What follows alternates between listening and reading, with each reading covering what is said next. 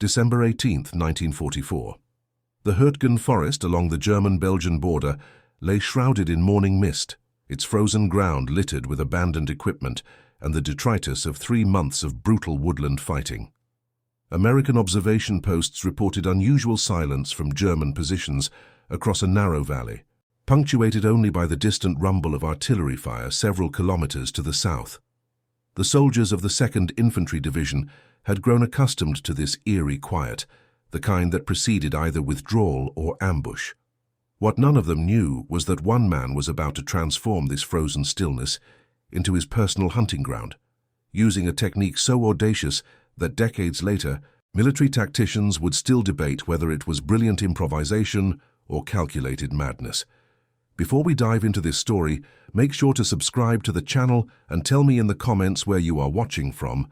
It really helps support the channel. Over the next 72 hours, Private First Class William Edward Manchester would revolutionize battlefield concealment tactics, not through technological innovation, but through an understanding of human psychology so profound that it would forever change how infantry combat was taught in military academies worldwide. William Manchester was 22 years old that December morning, a lean man from Massachusetts, with a degree in literature from the University of Massachusetts that seemed entirely irrelevant to his current circumstances.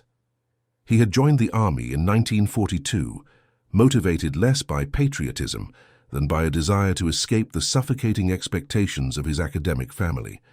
His father, a professor of classical studies, had expected William to pursue graduate work.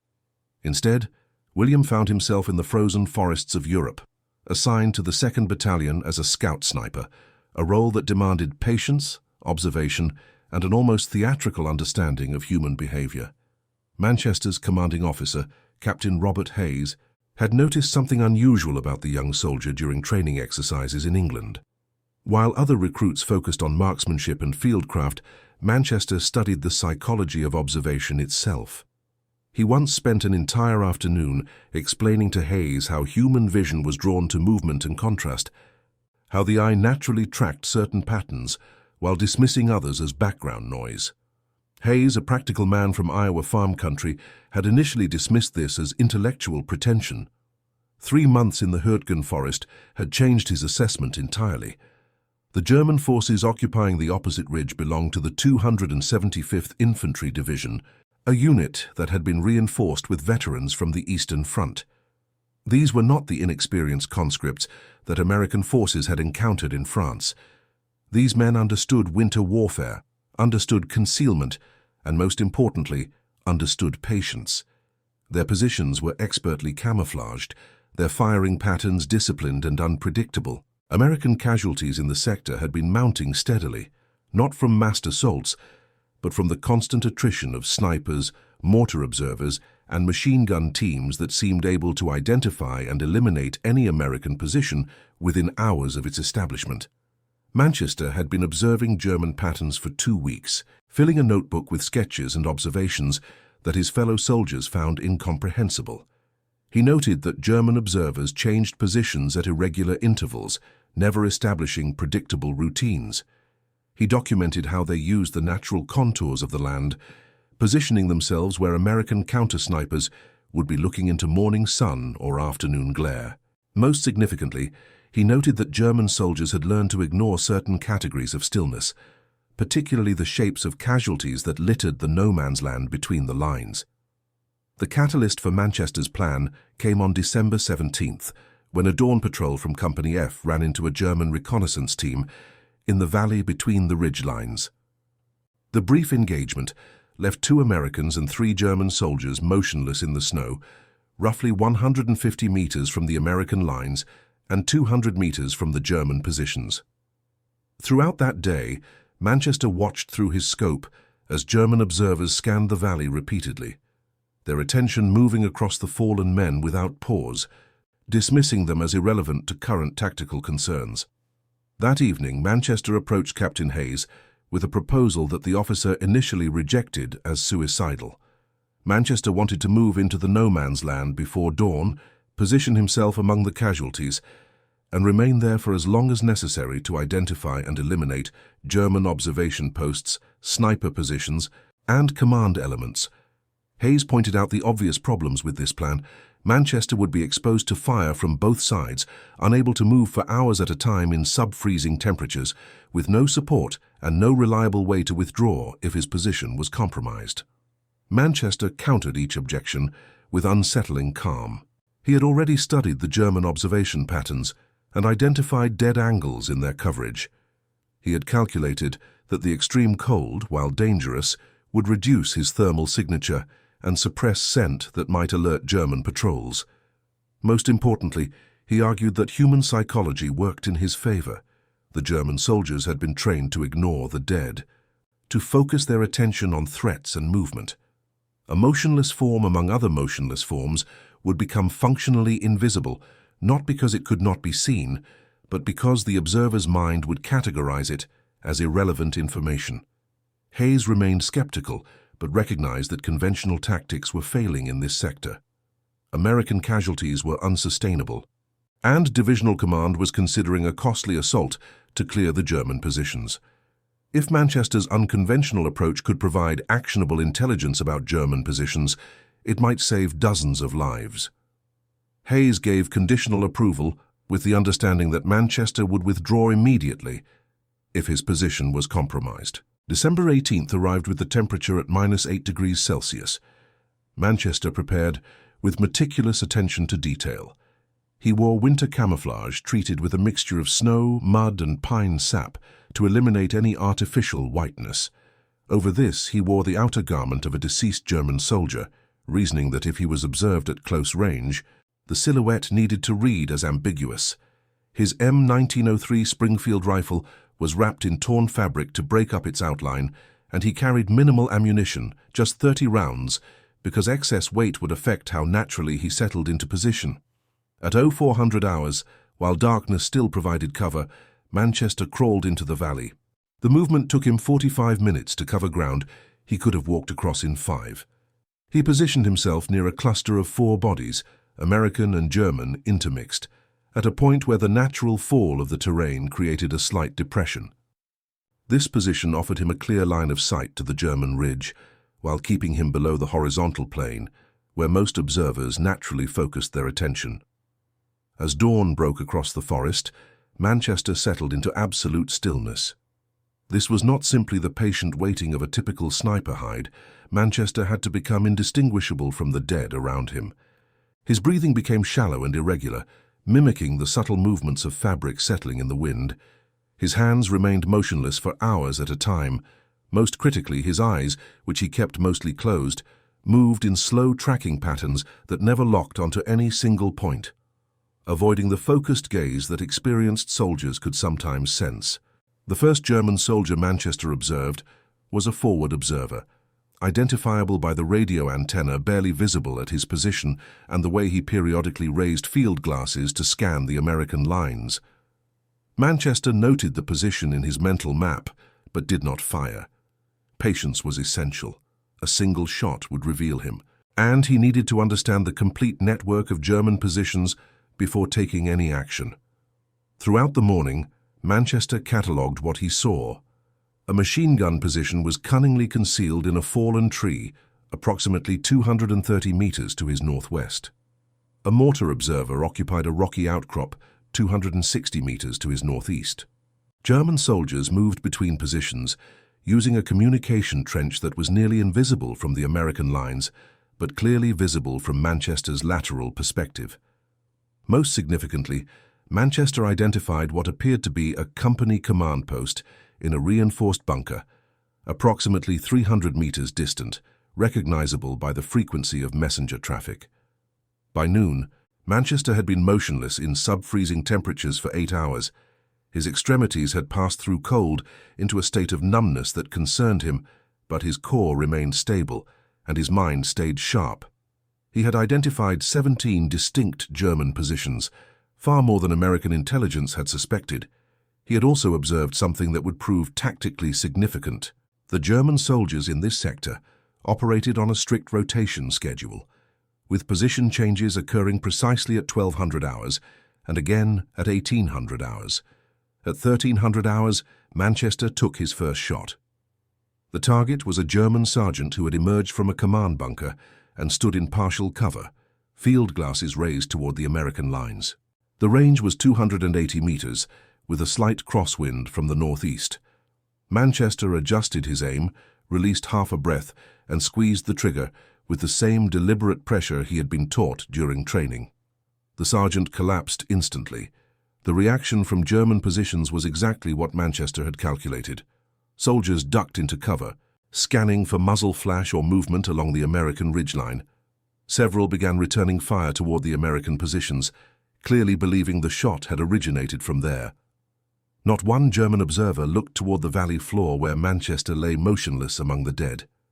Their training and experience told them to focus on elevated positions, on the likely locations for sniper hides. The concept that a sniper might be operating from the valley floor, exposed and surrounded by casualties, was so counterintuitive that it did not register as a possibility. Manchester waited 47 minutes before his next shot. During this time, German soldiers gradually returned to their routines, convinced that they had identified and suppressed the American sniper position. When a German forward observer raised his head to scan the American lines, Manchester fired again. This shot was more difficult, at 310 meters, with the target partially obscured by brush. The round struck the observer in the upper torso, and he fell back into his position. Now confusion spread through the German lines. The angle of the second shot was inconsistent with the first. German soldiers began firing at multiple points along the American ridge, trying to identify where the shots were originating. A German officer, visible through Manchester's scope, was gesturing frantically and pointing in different directions. Manchester could read the tactical problem developing in the German positions. They were reacting to an invisible threat, which meant they were dividing their attention and undermining their own defensive coherence. Throughout the afternoon, Manchester continued his methodical elimination of German positions. He prioritized targets based on tactical value, observers, radio operators, anyone who appeared to be coordinating defensive activities. His shooting was extraordinarily precise. Of the 11 shots he fired that first day, 9 resulted in confirmed casualties, and the other 2 forced German soldiers to abandon exposed positions. The psychological impact on the German defenders was profound. They were being systematically degraded by an enemy they could not locate, could not suppress, and could not understand. As evening approached, Manchester faced a critical decision. His original plan had called for him to withdraw after dark, but the intelligence he was gathering and the disruption he was causing were more valuable than he had anticipated. Moreover, he recognized that returning to this position would be nearly impossible. The Germans would inevitably discover his technique once they had time to analyze the shooting angles. If he withdrew now, he would lose this unique tactical advantage. Manchester decided to remain in position through the night. This decision pushed him into a realm of physical endurance that few soldiers ever experienced. The temperature dropped to -12 degrees Celsius. Manchester could not move to generate warmth. He could not eat, as the movement and scent might alert German patrols. He could only endure, maintaining the absolute stillness that kept him invisible. The night was not silent. German patrols moved through the valley twice, passing within 20 meters of Manchester's position.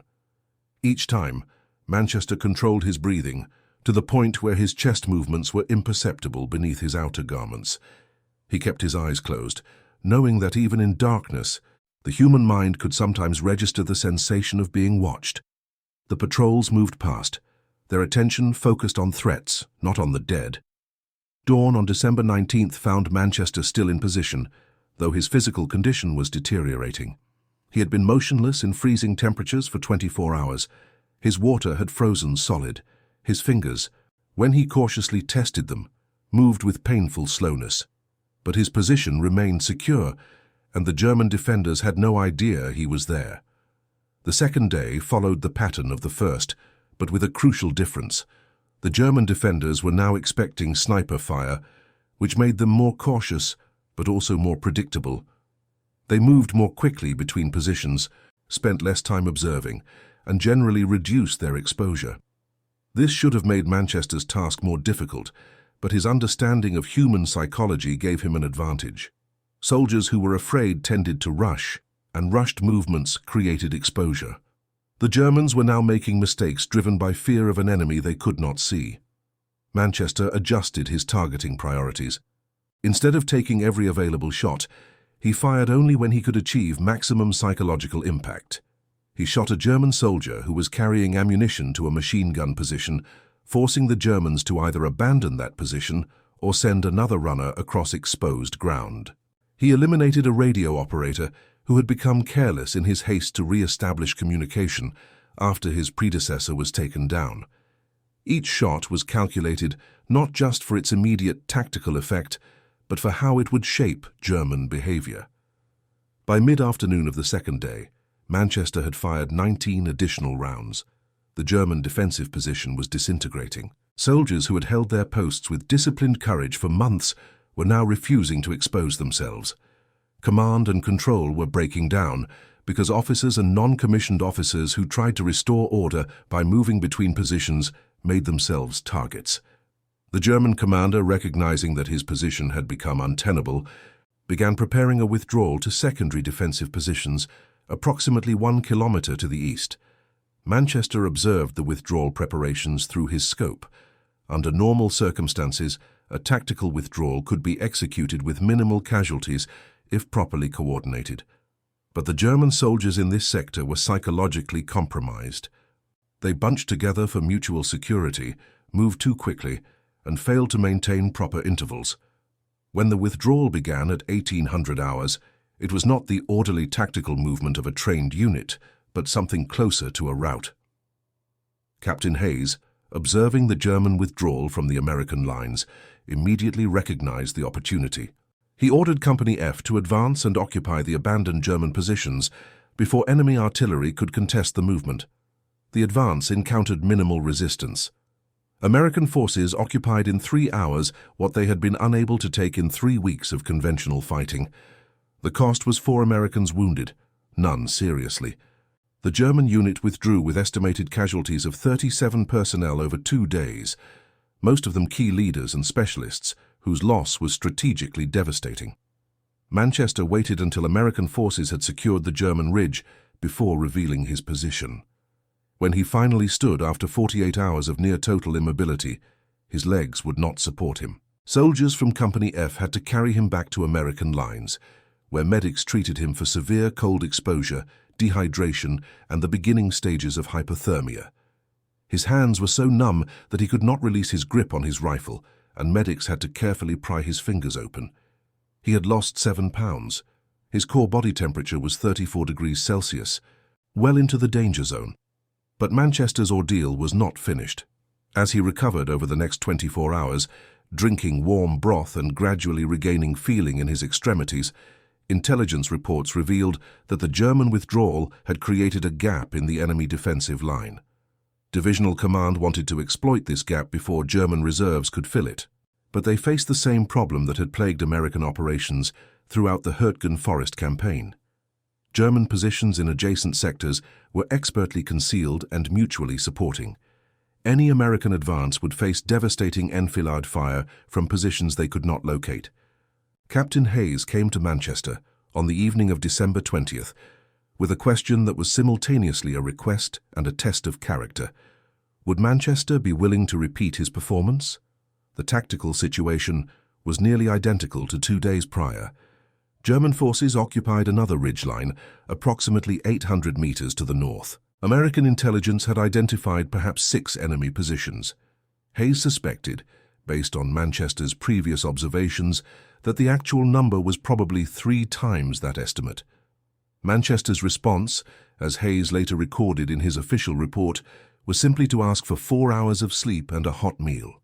At 0300 hours on December 21st, Private First Class William Manchester crawled back into no man's land. The third day of Manchester's operation was simultaneously easier and more dangerous than the first 2. It was easier because he now had experience with the physical and psychological demands of his position. He knew how to pace his breathing, how to manage his body's energy reserves, how to maintain awareness despite extreme discomfort. It was more dangerous because word of the unusual American sniper tactics had begun to spread through German units. German commanders were now specifically briefing their soldiers to watch for anything unusual, including positions among casualties. Manchester took no chances. He selected a position on a steep slope where erosion had created a small natural hollow. He covered himself not just with winter camouflage, but with actual snow, building up a thin layer that would disguise his human outline while still allowing him to observe and fire. The technique was more concealing, but also more confining. Once he settled into position, he had virtually no mobility. If his position was discovered, he would be unable to evade or defend himself effectively. The German positions in this sector were held by elements of the 89th Infantry Division, a unit with better training and equipment than the forces Manchester had faced previously. These soldiers moved with greater caution, exposed themselves less frequently, and maintained better camouflage discipline. Manchester spent the entire morning observing before taking his first shot, gradually building his mental map of the German defensive network. What Manchester discovered was tactically significant. The German positions were not simply a linear defensive line, but a sophisticated network of mutually supporting strong points. Any American assault would advance into carefully prepared kill zones where multiple machine gun positions could deliver intersecting fields of fire. The German defensive plan relied on concealment and coordination. If American forces attacked without identifying these positions, casualties would be catastrophic. Manchester's first shot came at 13:30 hours. The target was a German lieutenant who had exposed himself while moving between positions to coordinate defensive preparations. The range was 290 meters. Manchester fired, and the lieutenant fell. The reaction from German positions was immediate and violent. Machine guns opened fire across the entire sector, tearing through brush and trees where they suspected the sniper might be concealed. Artillery fire began falling on likely sniper positions along the American ridge. The volume of fire was impressive, but none of it came near Manchester's actual position. Throughout the afternoon, Manchester continued his systematic degradation of the German defensive network. He shot a machine gun team leader who exposed himself while directing fire. He eliminated a mortar observer whose position had been nearly impossible to detect from the American lines, but was clearly visible from Manchester's lateral perspective. He wounded a German sergeant who was attempting to restore order among soldiers who were increasingly reluctant to expose themselves. By evening, Manchester had fired 28 rounds, his most active day of shooting. The German defenders were demoralized and disorganized. More significantly, Manchester had identified every key position in the defensive network. As darkness fell, he used a flashlight with a red filter to signal the American lines in Morse code, transmitting the locations of 17 German positions, including 3 machine gun emplacements and 2 mortar positions that American intelligence had not detected. Manchester withdrew that night, crawling back to American lines under cover of darkness. The movement took 3 hours, and when he finally reached friendly positions, he again required medical assistance. His condition was even worse than after his first operation. He had lost an additional 4 pounds. His extremities showed early signs of frostbite. Medical officers recommended his immediate evacuation to rear area hospitals. Manchester refused evacuation. He instead spent the night creating a detailed map of German positions, annotating it with notes about fields of fire, dead space, and optimal approach routes. Captain Hayes presented this map to Divisional Command, along with a proposed assault plan that leveraged Manchester's intelligence. The plan called for a pre-dawn attack that would avoid the German kill zones and concentrate force against weak points in the defensive network that only Manchester had identified. The assault commenced at 0500 hours on December 22nd. American forces advanced under cover of darkness, using the routes Manchester had identified. They bypassed the strongest German positions and concentrated their attack against junction points where the German defensive network was most vulnerable. The attack achieved complete surprise. American forces overran the German positions with minimal casualties, capturing 17 prisoners and securing the objective by 0800 hours. The German defenders, already demoralized by 3 days of relentless sniper fire, offered only sporadic resistance.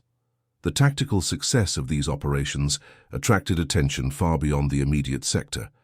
By December 23rd, Manchester's techniques were being analyzed by divisional intelligence officers who recognized that he had not simply achieved impressive marksmanship, but had pioneered a new approach to infantry reconnaissance and psychological warfare.